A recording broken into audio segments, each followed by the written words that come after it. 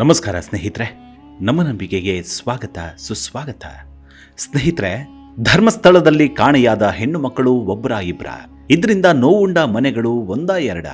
ಹೀಗಿದ್ರೂ ನಮ್ಮ ರಾಜಕಾರಣಿಗಳಿಗೆ ಅದರ ಬಗ್ಗೆ ತನಿಖೆ ಮಾಡಲೇಬಾರದಂತೆ. ನಿಜಕ್ಕೂ ಹೇಳಬೇಕಂದ್ರೆ ಆ ಒಂದೊಂದು ಕುಟುಂಬದ ಕಣ್ಣೀರ ಕಥೆಗಳನ್ನ ಕೇಳಿಬಿಟ್ರೆ ಎಂತಹ ಕಡುಪಾಪಿಗಳ ರಕ್ಷಣೆಗೆ ಇವರು ನಿಂತಿದ್ದಾರೆ ಅನಿಸಿಬಿಡುತ್ತೆ. ಅಷ್ಟಕ್ಕೂ ನಾವಿವತ್ತು ಹೇಳೋಕೆ ಹೊರಟಿರೋದು ಧರ್ಮಸ್ಥಳದಲ್ಲಿ ಕಾಣೆಯಾದ ಬಾಲಕಿ ಹಾಗೂ ಆಕೆಯನ್ನ ಹುಡುಕಿಕೊಡುವಂತೆ SIT ಮುಂದೆ ಬಂದು ನಿಂತಿರುವ ಅಣ್ಣ ತಂಗಿಯ ವ್ಯಥೆಯ ಕಥೆ. ಹಾಗಿದ್ರೆ ಆ ಬಾಲಕಿ ಯಾರು? ಆಕೆ ಹೇಗೆ ಕಾಣೆಯಾದ್ಲು?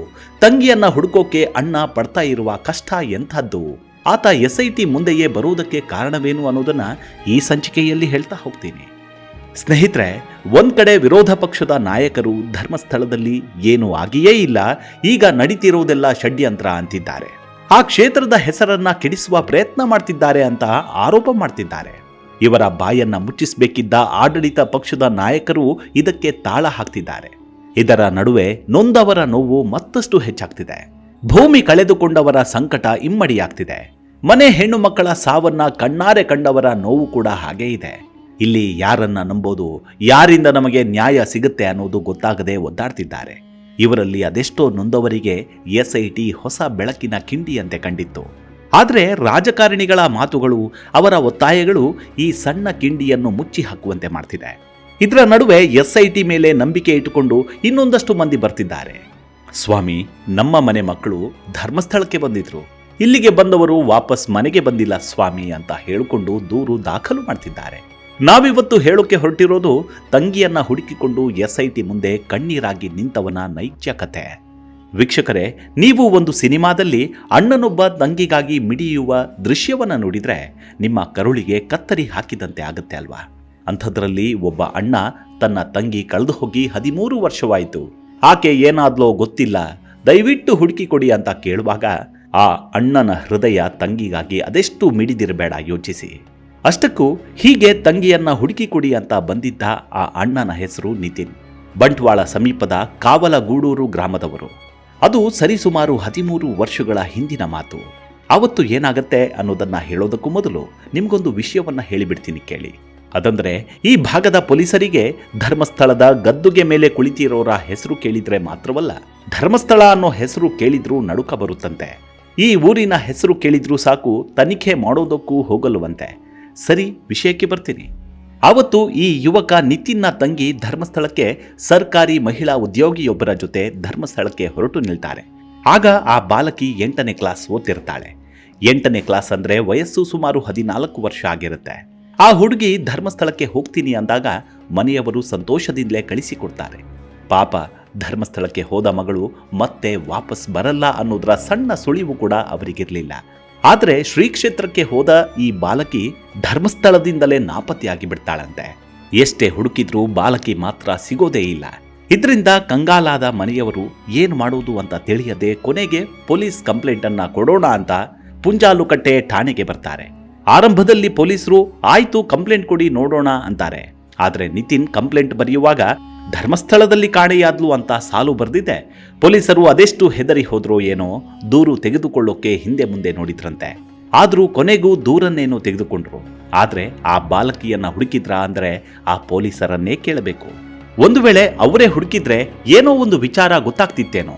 ಯಾಕಂದ್ರೆ ಧರ್ಮಸ್ಥಳದಲ್ಲಿ ಅದೆಷ್ಟೋ ಅಸಹಜ ಸಾವುಗಳು ಸಂಭವಿಸಿವೆ ಅಂತ ಇಲ್ಲಿನ ದಾಖಲೆಗಳೇ ಹೇಳ್ತಿವೆ. ಅವುಗಳಲ್ಲಿ ಈ ಬಾಲಕಿಯು ಸೇರಿದ್ದಾಳೋ ಏನೋ, ಅದಾದ್ರೂ ಗೊತ್ತಾಗ್ತಿತ್ತು. ಆದ್ರೆ ಆ ಕೆಲಸವನ್ನ ಪುಣ್ಯಾತ್ಮ ಪೊಲೀಸರು ಮಾಡಲೇ ಇಲ್ಲ. ನಿಜ ಹೇಳಬೇಕಂದ್ರೆ ಹೀಗೆ ಸಂತ್ರಸ್ತರ ಮನೆಯಲ್ಲಿ ಎಂತಹ ಮುಗ್ಧತೆ, ಅದೆಂತಹ ಬಡತನ, ಅದೆಂತಹ ನೋವು ಅಡಗಿದೆ ಅಂದ್ರೆ ಆ ಮಂಜುನಾಥ ಯಾಕೆ ಇಂಥವರ ನೋವಿಗೆ ಕಾರಣರಾದವರಿಗೆ ಇನ್ನೂ ಶಿಕ್ಷೆ ಕೊಟ್ಟಿಲ್ಲ ಅನಿಸಿಬಿಡುತ್ತೆ. ಈ ನಿತಿನ್ ಹೇಳೋದನ್ನ ಕೇಳಿಸಿಕೊಂಡ್ರೆ ಅಯ್ಯೋ ಅನಿಸದೇ ಇರಲಾರದು.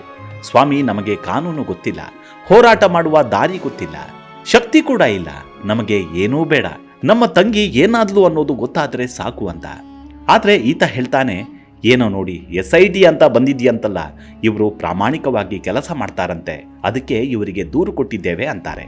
ಹಾಗಿದ್ರೆ ಆ ಬಾಲಕಿಗೆ ಏನಾಯಿತು ಅನ್ನೋದ್ರ ಬಗ್ಗೆ ಈಗ ಇಷ್ಟು ವರ್ಷಗಳಾದ್ಮೇಲೆ ತನಿಖೆ ನಡೆಯಬೇಕಷ್ಟೇ. ಆದರೆ ನಿಜಕ್ಕೂ SIT ತಂಡದ ಮೇಲೆ ಈ ಭಾಗದ ಜನರಿಗೆ ಎಲ್ಲಿಲ್ಲದ ನಂಬಿಕೆ ಬಂದಿದೆ.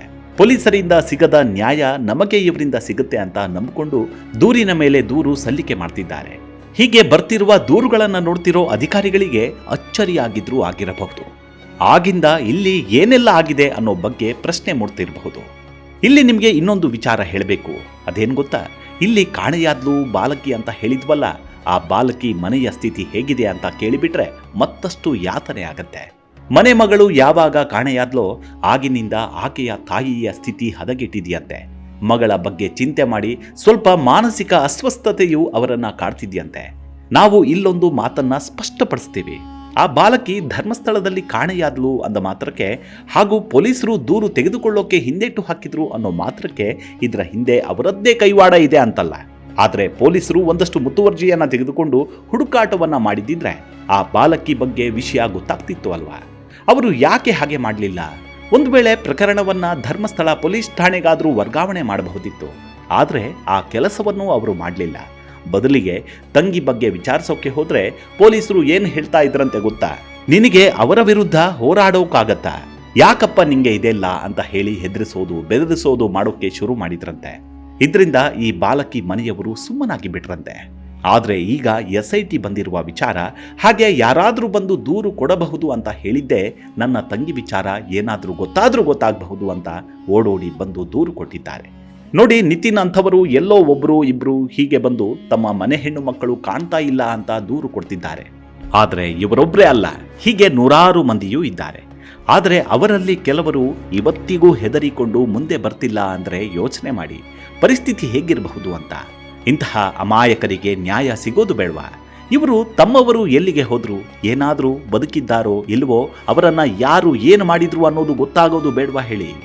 ಮಾತೆತ್ತಿದ್ರೆ ಸಾಕು ರಾಜಕಾರಣಿಗಳು ಶ್ರೀ ಕ್ಷೇತ್ರದ ಹೆಸರಿಗೆ ಕಳಂಕ ತರುವ ಷಡ್ಯಂತ್ರ ನಡೀತಾ ಇದೆ ಅಂತ ಕೂಗಾಡ್ತಾರೆ. ಹಾಗಿದ್ರೆ ಇಂತಹ ಹೆಣ್ಣು ಮಕ್ಕಳ ಈ ಸ್ಥಿತಿಗೆ ಕಾರಣ ಯಾರು? ಅದರ ಹಿಂದಿರುವ ಷಡ್ಯಂತ್ರ ಯಾರದ್ದು ಅನ್ನೋದು ಗೊತ್ತಾಗೋದು ಬೇಡವಾ? ಅವರಿಗೆ ಶಿಕ್ಷೆ ಆಗೋದು ಬೇಡವಾ? ಇದೆಲ್ಲವನ್ನು ಯೋಚನೆ ಮಾಡದೆ ಯಾಕೆ ಸುಮ್ಮನೆ ಸದನದಲ್ಲಿ ಕೂತ್ಕೊಂಡು ಚರ್ಚೆ ಮಾಡ್ತಾರೆ? ಈ ಮೂಲಕ ಯಾಕೆ ದಾರಿ ತಪ್ಪಿಸುವ ಕೆಲಸವನ್ನ ಮಾಡ್ತಾರೋ ಗೊತ್ತಿಲ್ಲ. ಇನ್ನು SIT ತನಿಖೆಯನ್ನ ನಿಲ್ಲಿಸಿಯೇ ಬಿಡುವಂತಹ ಮಾತುಗಳು ಕೂಡ ಕೇಳಿ ಬರ್ತಿವೆ. ಹಾಗೆ SITಗೆ ದೂರುಗಳು ಬರ್ತಾನೆ ಇವೆಯಲ್ಲ, ಸಾಕ್ಷಿದಾರರು ಬರ್ತಾನೆ ಇದ್ದಾರಲ್ಲ, ಅದೆಲ್ಲವನ್ನು ಏನು ಮಾಡಬೇಕು? ಇಲ್ಲ ನಾವು ದೂರು ತೆಗೆದುಕೊಳ್ಳೋದಿಲ್ಲ ಹೋಗಿ ಅಂತ ಕಳಿಸ್ಬಿಡ್ಬೇಕಾ? ಇಲ್ಲಿ ರಾಜಕಾರಣಿಗಳಿಗೆ ಒಂದಷ್ಟು ಪ್ರಶ್ನೆಗಳನ್ನ ಕೇಳಬೇಕು. ಆಯ್ತಪ್ಪ, ಇಲ್ಲಿ ಇಂತಹ ಘಟನೆಗಳು ಮುಂದೆಯೂ ನಡೆದುವು ಅಂತ ಇಟ್ಟುಕೊಳ್ಳಿ. ಆಗ ನೀವು ಕೇಳಿಸಿಕೊಳ್ಳಲ್ಲ. ಪೊಲೀಸರಿಗೆ ದೂರು ಕೊಡೋಕೆ ಹೋದರೆ ಅವರು ತೆಗೆದುಕೊಳ್ಳಲ್ಲ. ಹಾಗಿದ್ರೆ ಜನರು ಯಾರ ಹತ್ರ ನ್ಯಾಯ ಕೇಳಬೇಕು ಹೇಳಿ? ಇಲ್ಲಿ ಸರ್ಕಾರ ರಚನೆ ಮಾಡಿರುವ SIT ಮೇಲೆ ಜನರಿಗೆ ಎಲ್ಲಿಲ್ಲದ ನಂಬಿಕೆ ಬಂದಿದೆ. ಇದೇ ನಂಬಿಕೆ ಮೇಲೆಯೇ ಜನರು ದೂರುಗಳನ್ನು ತೆಗೆದುಕೊಂಡು ಬರ್ತಿದ್ದಾರೆ. ಆದರೆ ಆ ನಂಬಿಕೆಗೆ ನಿಜಕ್ಕೂ ಮಣ್ಣು ಸುರಿತಾ ಇರೋರು ಅಂದ್ರೆ ಇದೇ ರಾಜಕಾರಣಿಗಳು.